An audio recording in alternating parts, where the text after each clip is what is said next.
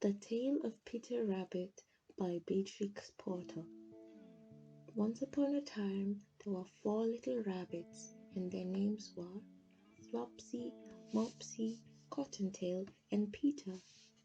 They lived with their mother in a sandbank underneath the root of a very big fir tree. "Now, my dears," said old Mrs. Rabbit one morning, "you may go into the fields or down the lane, but don't go into Mr. McGregor's garden. Your father had an accident there. He was put in a pipe by Mrs. McGregor. Now run along and don't get into mischief. I am going out." Then old Mrs. Rabbit took a basket and her umbrella and went through the wood to the baker's. She bought a loaf of brown bread and 5 currant buns. Flopsy, Mopsy, and Cottontail, who were good little bunnies, went down the lane to gather blackberries. But Peter, who was very naughty, ran straight away into Mr. McGregor's garden and squeezed under the gate. First he ate some lettuces and some French beans, and then he ate some radishes. And then, feeling rather sick, he went to look for some parsley. But round the end of a cucumber frame, whom should he meet but Mr. McGregor? Mr. McGregor was on his hands and knees planting out young cabbages, but he jumped up and ran after Peter, waving a rake and calling out, "Stop, thief!" Peter was most dreadfully frightened. He rushed all over the garden, for he had forgotten the way back to the gate. He lost one of his shoes among the cabbages and the other shoe amongst the potatoes. After losing them, he ran on 4 legs and went faster, so that I think he might have got away altogether if he had not unfortunately ran into a gooseberry net and got caught by the large buttons on his jacket. It was a blue jacket with brass buttons, quite new. Peter gave himself up for lost and shed big tears, but his sobs were overheard by some friendly sparrows, who flew to him in great excitement and implored him to exert himself. Mr. McGregor came up with a sieve, which he intended to pop on the top of Peter, but Peter wriggled out just in time, leaving his jacket behind him, and rushed into the tool shed and jumped into a can. It would have been a beautiful thing to hide in if it had not had so much water in it. Mr. McGregor was quite sure that Peter was somewhere in the tool shed, perhaps hidden underneath the flower pots. He began to turn them over, carefully looking under each. Presently Peter sneezed. "Ka-choo!" Mr.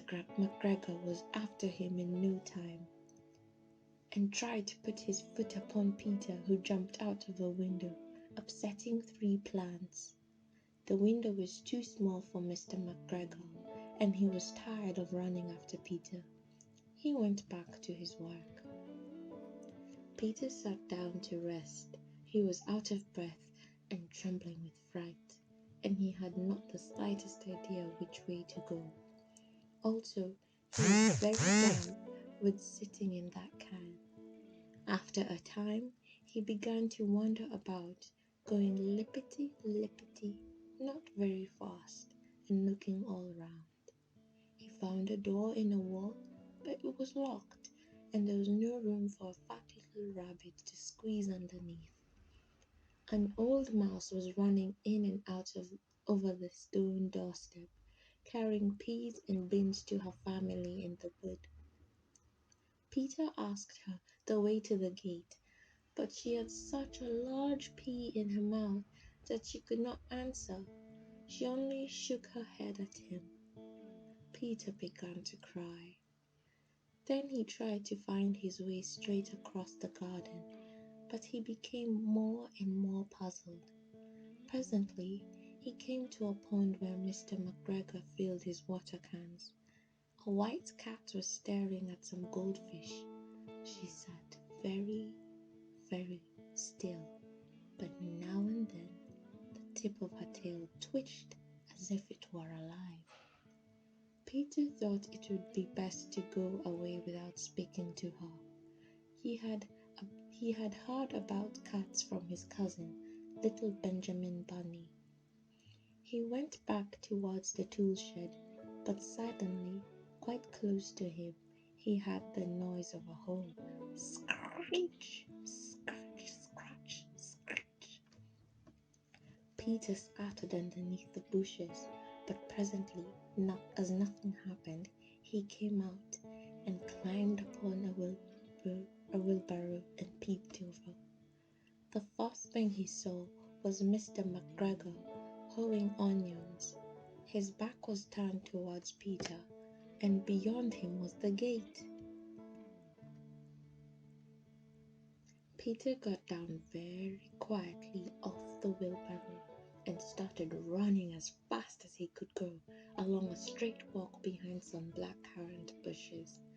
Mr. McGregor caught sight of him at the corner, but Peter did not care. He slipped underneath the gate and was safe at last in the wood outside the garden. Mr. McGregor hung up the little jacket and the shoes for a scarecrow to frighten the blackbirds. Peter never stopped running or looked behind him till he got home to the big fir tree. He was so tired that he flopped down upon the nice soft sand on the floor of the rabbit hole and shut his eyes. His mother was busy cooking. She wondered what he had done with his clothes. It was the second little jacket and pair of shoes that Peter had lost in a fortnight. I am sorry to say that Peter was not very well during the evening. His mother put him to bed and made him some chamomile tea, and she gave him a dose of it to Peter. 1 tablespoonful to be taken at bedtime. But Flopsy, Mopsy, and Cottontail had bread and milk and blueberries for supper.